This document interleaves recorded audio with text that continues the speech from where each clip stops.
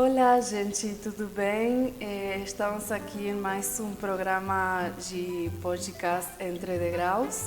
Eu sou Juliana Nieva, arquiteta da Argentina, por se não sabia, me apresento de novo. E a gente tem hoje uma convidada muito especial, que é minha colega do doutorado, do programa de pós-graduação em urbanismo.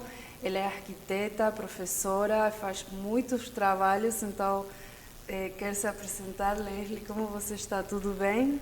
Tudo bom, Juliana? Um prazer estar aqui com todos vocês, aqui, ainda mais muita honra de estar na sede da FAFERJ, aqui no Rio de Janeiro, né? Uma instituição, uma entidade que representa tanta luta das favelas do Rio de Janeiro, então é um prazer.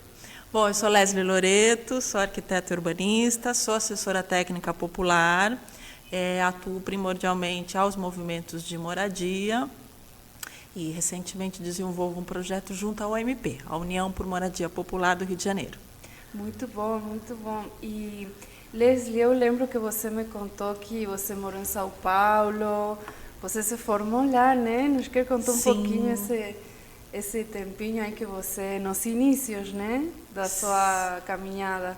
Conto sim, é uma história longa, Juliana, mas na verdade sim, eu me formei em São Paulo, né, fiz FAUSP em São Paulo, mas antes de fazer FAUSP eu fui técnica em edificações, né, trabalhei na área e por incrível que pareça, o meu primeiro trabalho foi já junto aos movimentos populares. Que legal. Eu era obrigatório, né, fazer estágio naquele período, quando você faz o curso técnico. Eu fiz meu estágio na reurbanização das favelas da região metropolitana de São Paulo. E eu trabalhei especificamente em Diadema, na reurbanização de uma favela em Diadema, que se chamava Vila Olinda. Existia um grande programa de reurbanização de favelas em Diadema naquele período, um dos pioneiros até, grande porque em números ele começou maior do que a própria capital, mais do que São Paulo. Diadema fica uma cidade que fica na parte sul da região metropolitana de São Paulo. E foi assim, então, com 18 anos, eu comecei muito já, jovem. muito novinha, Sim, né? sim. Fazendo um trabalho ali de levantamento, era levantamento dos barracos dessa favela que ia ser reurbanizada em Diadema. Então, e lá fizeram esse diagnóstico inicial e o projeto incluía os moradores. Como foi essa experiência? Tipo, a construção eram casas, era um edifício? Como é que era o projeto de arquitetura lá em Diadema? Não, muito bacana você perguntar. O programa daquele período de reurbanização de favelas de Diadema incluía um trecho inicial de diagnóstico que era feito pela própria prefeitura e de um momento secundário de atuação de assessorias técnicas que, junto aos moradores, definiam um redesenho urbano. Então, no fundo, era um projeto de redesenho urbano daquelas favelas. Então, nós discutíamos com a população mantê-las, sempre mantê-las no local. A gente fazia um alinhamento viário, né, e propunha que alguns lotes fossem reassentados, ou seja, a gente retirava algumas casas de algum lugar, mas reassentava no próprio lugar. E para casos mais extremos, sim, era feita uma recomposição da casa, uma melhoria habitacional. Mas a grande maioria era de um redesenho urbano, de fato, feito com a população. Que lindo, isso é muito Sim, importante, né? muito. Revalorizar, contar essas experiências, porque tem poucas dentro, em geral. Eu acho que a cidade cresce muito mais rápido que o planejamento, né? Que o planejamento urbano. Então, que seja assim, que se inclua as pessoas no processo de decisões, que contem com ela desde o início até o final, eu acho muito importante. Não, com certeza, Juliana. Era possível também porque eram favelas com pouca densidade, né? Quando você tem uma favela com muita densidade, realmente a questão fica mais complexa. Mas era uma favela com pouca densidade, era possível fazer isso. E, primordialmente, o que acontecia também era a execução da drenagem, do esgoto, do asfalto, com o uso de mutirão, também mão de obra da própria população, para fazer o calçamento a partir de uns blocos de concreto que eram feitos e assentados pelas próprias famílias. Então, foi um trabalho muito importante, claro, muito datado também, né, porque isso foi em 96. Então, faz um tempo, foi 30 anos já, meu Deus. Mas foi isso. Nossa, foi muito marcante essa experiência para você na sua profissão, né? Depois dali, continuou trabalhando Eu tenho duas perguntas. Se essa foi a mais importante que você se decidiu para trabalhar nesse eixo de arquitetura, porque esse eixo de arquitetura é difícil, né? E por outro lado, a outra pergunta era se o que você aprendeu na sua formação como arquiteta ajudou ou você tinha que aprender mais coisas? Como foi essa parte? Olha só, Juliana, não, sem dúvida, esse trabalho foi decisivo para eu tomar a decisão de continuar trabalhando com a população de baixa renda, com os movimentos populares, com o direito à moradia. Mas talvez naquele período, como era muito nova, eu era mais influenciada pelo papel dos outros técnicos com quem eu trabalhava, né, que eram os meus coordenadores de estágio, e eles me influenciaram muito, né, com a sua visão política, com o papel da técnica, com o fato de se aproximar da população da favela. Então, isso me influenciou muito. Quando eu entrei na faculdade, eu entrei depois, em 2001 só. Eu entrei na faculdade de arquitetura. Isso foi de 96 a 2000, Olha 2001. aí que interessante, isso é muito importante, né? Porque, pois é, para mim, eu queria resgatar essa parte, porque quando você estuda arquitetura, a maioria das vezes, né? Por isso eu fico curiosa perguntando como é a questão da formatura de cada arquiteta que eu vou conhecendo, porque desde meu lugar eu me formei na Universidade Nacional de Tucumã. Lá, como várias outras faculdades, ensina só um eixo da arquitetura, né? Sim. Ter o cliente, fazer casa, edifício, a parte decorativa, do design, tudo isso que é legal também, né? Mas às vezes você entra nesse mundo diferente em relação ao ensino e você não sabe como agir, o que fazer. Então, por isso, minha pergunta surgiu por essa curiosidade, sabe? Sim, não, na verdade, você tem toda a razão, é isso mesmo. Quando a gente entra na faculdade de arquitetura e urbanismo, você é direcionada de maneira, às vezes, de dar as costas para o direito à moradia. Você não se forma pensando nisso. Como abordar uma comunidade, como trabalhar com ela, como ouvi-la, como lidar com mulheres, já que a grande maioria dos movimentos populares são formados por mulheres. Como lidar com questões com racismo. Então, isso foi, na verdade, uma busca mais pessoal que eu fiz ao entrar na universidade. Mas eu entrei já com isso. Eu quero trabalhar com direito à moradia. E fui procurando, durante a graduação, um pouco dessa formação. E aí mudou. Eu deixei de me espelhar naqueles arquitetos que eram legais, os assessores populares com quem eu trabalhei. Eu trabalhei na Peabiru, naquele período, e passei a olhar mais para a população. O que uma seria busca minha. Isso que você contou, desculpa, Peabiru é uma assessoria técnica de São Paulo, que existe até os dias de hoje. Eu pergunto pelas dúvidas, porque talvez tenha alguém que não conheça, eu não conhecia, então é uma assessoria que está em São Paulo. Sim, Peabiru é uma assessoria técnica que existe em São Paulo desde a década de 90 e em 96 trabalhou nesse projeto de reurbanização de favelas em Diadema. Ela existe até os dias de hoje. Que legal. Me ajudou também, me formou muito, me espelho muito em vários assessores técnicos e no trabalho como um todo da Peabiru. Mas entrando na faculdade, eu trilhei um caminho buscando essa formação. Não é? Porque não é fácil. Não é uma coisa fácil de achar, porque às vezes são disciplinas seletivas, exato, que estão no final da carreira. E também, não sei se você concorda comigo, mas também precisa não só o conhecimento técnico de arquitetura, mas também de urbanismo, que é o que a gente pesquisa agora, né? O estudo da cidade. E isso a gente lá via nos últimos anos. É muito bom, é muito importante essa parte do urbanismo, né? Para a formação do arquiteto também.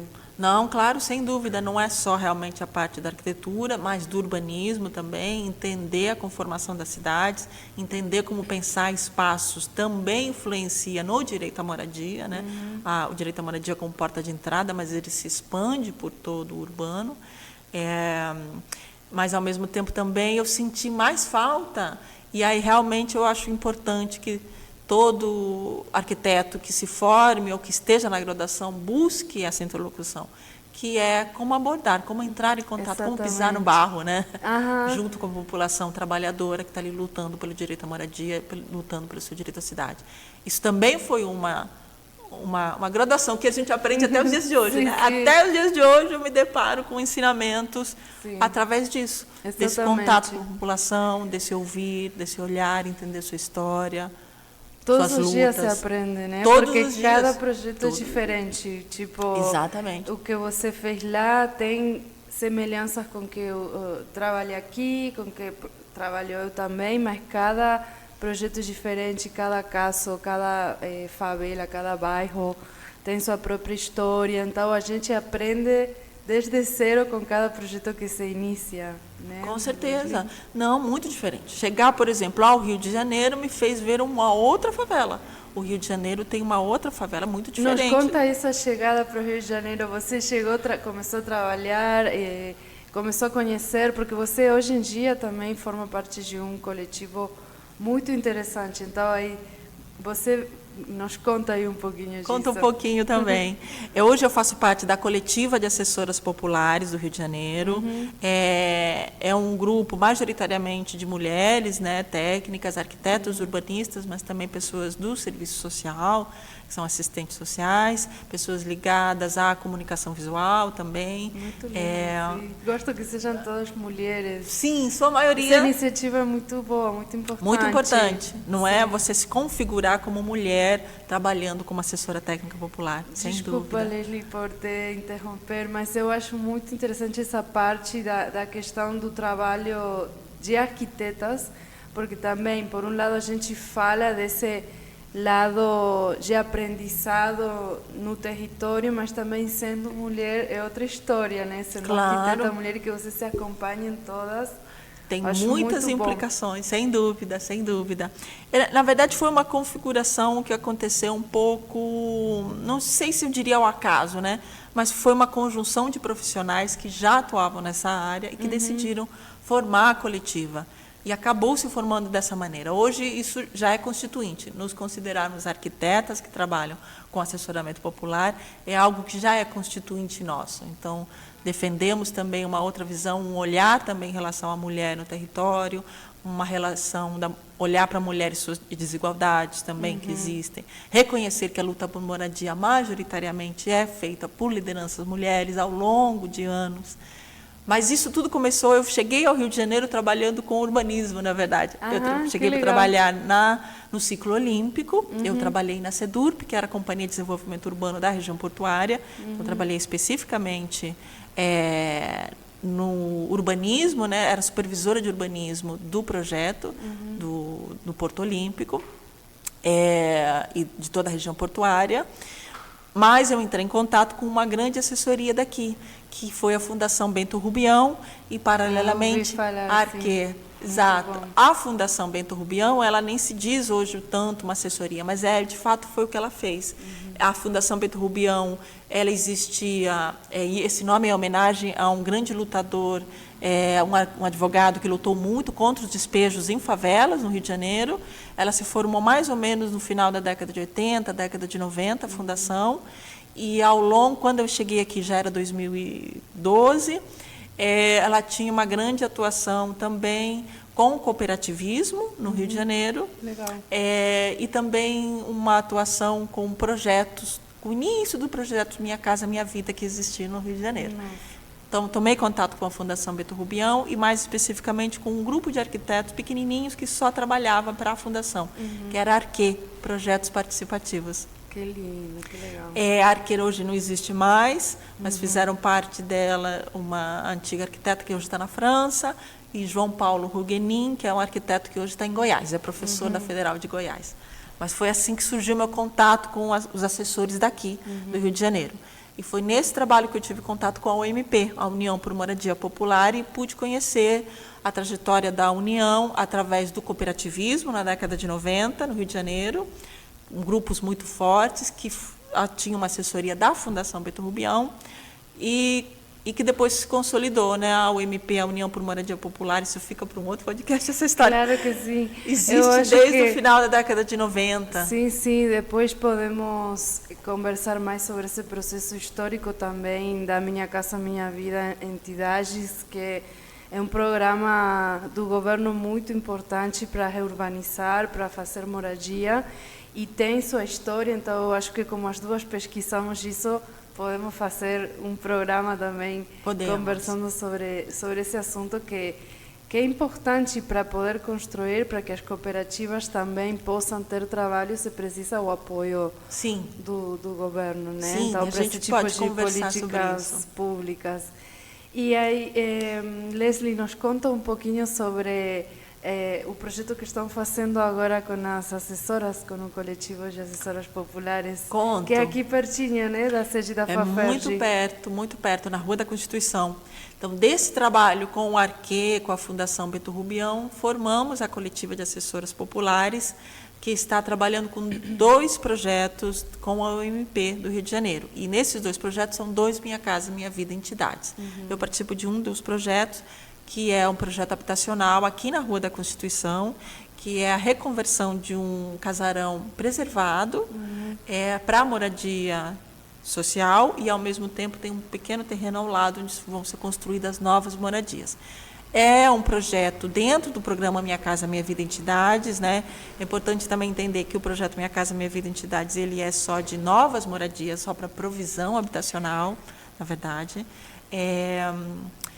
Nesse projeto são 24 unidades habitacionais. Tiveram que mudar aí alguns assuntos, apresentar alguma coisa para usar o casarão ou podiam usar o casarão igual? Não, foi um processo longo de luta. Diferente. Foi. Na verdade, esse casarão e esse terreno ao lado do casarão são propriedades da União Federal. Então, foi muita luta através do movimento, com negociações com o governo federal, especificamente com a Secretaria de Patrimônio da União, negociando imóveis desocupados, em que existem inúmeros na cidade do Rio de Janeiro, muitos no centro, especial, principalmente.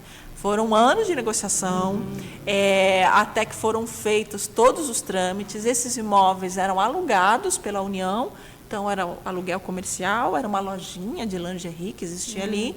Foi um processo longo de negociação, até ele deixar de ser alugado.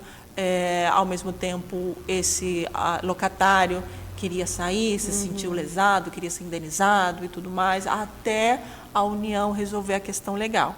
Esses 2 imóveis, que conformam um só do projeto, no fundo agora, eles foram dados à cessão de uso para a CDRU, que a gente chama, né?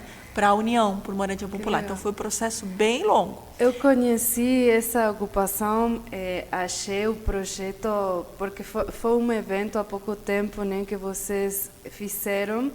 Aí eu conheci e fizeram uma maquete muito linda, uma maquete assim com os moradores, né? Explicativa, e não me lembro quantas pessoas vão ser beneficiadas, quantas famílias. Nos quer contar um pouquinho disso? Conto. São 24 famílias ao todo. Essa é uma demanda especificamente que vieram famílias de várias regiões, de vários bairros do Rio de Janeiro. Uma parte das famílias vem de uma demanda de Jacarepaguá, porque a OMP tem um grupo histórico de lá, onde surgiram as primeiras cooperativas, foram em Jacarepaguá. Então, tem grupos de famílias que vieram de lá. Poucas famílias vieram, mas também vieram da zona portuária, e algumas famílias da zona norte do Rio de Janeiro. Então, são 24 famílias. Sim, nós fizemos uma maquete, fizemos várias maquetes, porque, Juliana, acho que uma coisa importante da gente entender como é uma defesa da coletiva, a gente defende que esse projeto de arquitetura, a discussão do direito à moradia, seja com a participação, com a colaboração das famílias. Então, nós fazemos um método colaborativo de realização do projeto, tanto durante o momento do projeto, quanto depois, na hora da implantação dessa obra. Da execução da obra. Eles vão acompanhando a construção, eles também constroem, tem alguém que saiba prestar serviços de construção, ou é só esse acompanhamento? Sim, não posso. Entendi, claro, sim. Na verdade, a UMP do Rio de Janeiro, ela tem uma defesa de uma bandeira que é a autogestão habitacional. E nessa discussão da autogestão, a UMP defende que é importante, é preciso que, para a construção de uma nova moradia, a população tenha controle financeiro sobre como vai ser construída e o controle da obra, sobre como essa obra vai ser feita. E isso inclui também o controle de como vai ser esse projeto, né? A autogestão habitacional saiu de uma grande crítica, né? Questionando as unidades padrões, as habitações padrões do Estado, onde você fazia uma unidade habitacional, um apartamento, sem saber para quem, qualquer família, quem é, quem mora, quem são. E nós defendemos como coletiva que essa autogestão seja feita inclusive no início do projeto habitacional. Então, sim, as famílias participaram muito, nós fizemos várias maquetes iniciais com eles, maquetes mais simplificadas, com cubinhos, mostrando como é que a gente ia conseguir, quantos andares a gente conseguiria, por exemplo, qual o tamanho do cubinho, para ele virar depois uma unidade habitacional. Depois fizemos aquela maquete. Fizemos também uma atividade que era um grande tabuleiro de xadrez com quadradinhos, onde eles pensavam a unidade habitacional, levantando paredes nesse tabuleiro, que é uma atividade que a gente chama com o jogo da maquete. Acho tão interessante tudo isso e o processo e também como a UMP trabalha e tem seus objetivos bem claros. E tudo isso que você está contando, acho importante, porque muita gente não conhece esse processo, não conhece a participação das pessoas que vão morar ali. Então, eu acho que seria muito bom, né, que mais pessoas conheçam, que saibam o que está acontecendo, porque assim como tem casarões, talvez, abandonados no centro, tem muitas pessoas que precisam de moradia. Muito, sem dúvida, Juliana. Essa também é uma das nossas bandeiras como coletiva, né? É difundir que existam mais coletivos, mais assessorias técnicas populares que trabalhem com isso. E também, da mesma maneira, que o movimento popular pressione os governos, tanto imóveis federais quanto imóveis municipais, que é uma quantidade enorme aqui no Rio de Janeiro. E é preciso realmente que o movimento popular pressione tanto o governo municipal quanto o governo federal, por esses imóveis disponibilizados, porque senão eles vão ser vendidos. Não sei se você soube, mais recentemente foi aprovada mais uma operação urbana, né, que eles dão o nome de operação interligada, mas é uma operação urbana da Praça 11 Maravilha, onde vários desses imóveis do município estão sendo colocados a leilão para serem disponibilizados para iniciativa privada, privando que o movimento popular consiga esses imóveis para moradia habitacional. Eu acho que isso é importante também, porque essa questão da falta de moradia também, você mencionou pessoas de Jacarepaguá, é mais de 20 quilômetros, quase 30, que tem que viajar para trabalhar, e as pessoas que estão precisando de moradia aqui no centro são trabalhadores que precisam ficar perto do trabalho para poder ganhar o salário e comer e viver o dia a dia. É uma coisa bem delicada também, não é tão fácil reemplaçar, né, essa questão privada de construção em série e a falta de atenção para moradia para os trabalhadores. Não, com certeza. Na verdade, existe uma demanda muito grande dos próprios trabalhadores, moradores aqui da região da área central, que ou estão em cortiços ou em ocupações mesmo, de fato. O número de ocupações depois do que a gente chamou do ciclo olímpico, né, depois de 2016, 2017, aumentou no centro do Rio de Janeiro. Então, existe inclusive um discurso falacioso, né, mentiroso, de que o centro está sem moradia. Mentira, tem muito trabalhador aqui morando em cortiço, pagando caro de aluguel, inclusive. E que precisa morar dignamente, que precisa morar dignamente, exatamente. Precisa morar bem, porque esses cortiços, esses espaços, muitas vezes não têm o sistema, a infraestrutura necessária para poder morar ali. E essas famílias que estão precisando da sua casa e que trabalham com vocês nessa ocupação, estão aí, acho que estão com muito interesse de que seja feito, de que seja finalizado, a verdade, essa obra para morar ali, né, e desenvolver sua vida. E você nos quer contar um pouquinho em que estado está essa construção? Ela já teve a licitação? Como é que... Sim, vou contar um pouquinho sobre isso. Como o programa Minha Casa... como está atualmente hoje? Sim, te conto como está. Como o programa Minha Casa Minha Vida Entidades, é preciso que exista uma entidade com o CNPJ que se habilite para o governo federal. Então, nós passamos desse processo, essa entidade que é o OMP se habilitou, o governo reconheceu, você está apta a utilizar um recurso público, construir essa moradia.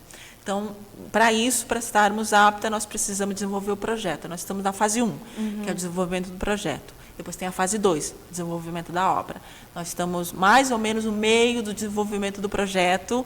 Demos entrada no licenciamento, porque para o governo federal dar esse recurso precisa ser uma obra legalizada, né, com licenciamento.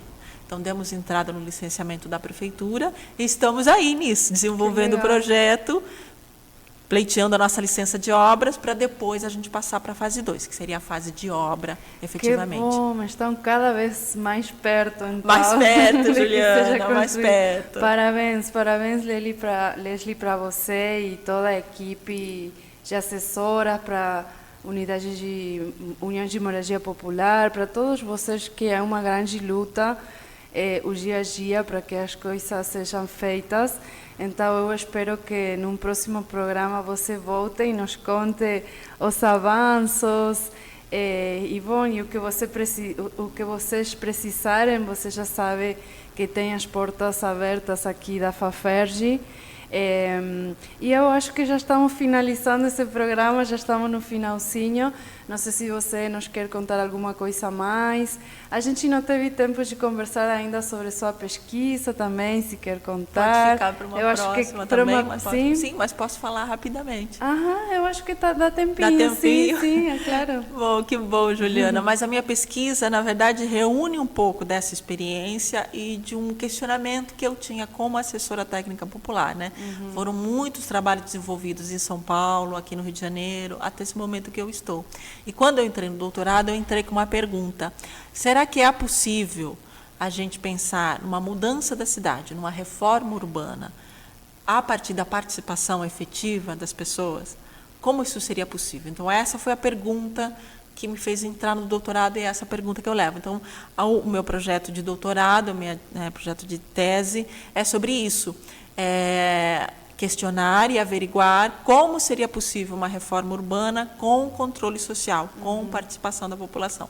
Não é possível nos moldes que estão hoje, precisa fazer ajustes, tanto em políticas quanto na maneira como o Estado vê a participação popular, que é uma participação às vezes muito pro forma, não é de fato.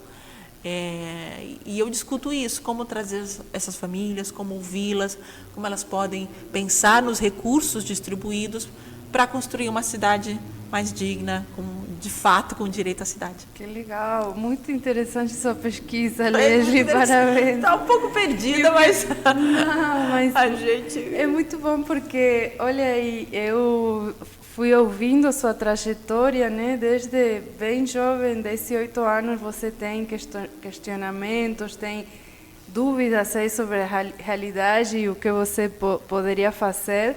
E tudo isso fez que você chegue até aqui com essa pesquisa, que eu acho que vai ter muitos bons resultados, Leslie. Sim. Eu espero também, Juliana. Pesquisar na academia não é fácil, mas eu espero também. Exatamente. Bom, muito obrigada, Leslie, por vir aceitar esse convite e espero te ver de novo em outro programa também. Obrigada, Juliana. Eu que agradeço pelo convite, agradeço a FAFERJ também. É uma honra estar aqui na sede de vocês, mais uma vez. Espero ser convidada mais vezes. E vida longa, né? A luta popular pelo direito à moradia e pela permanência nessa cidade. É isso aí. Muito obrigada.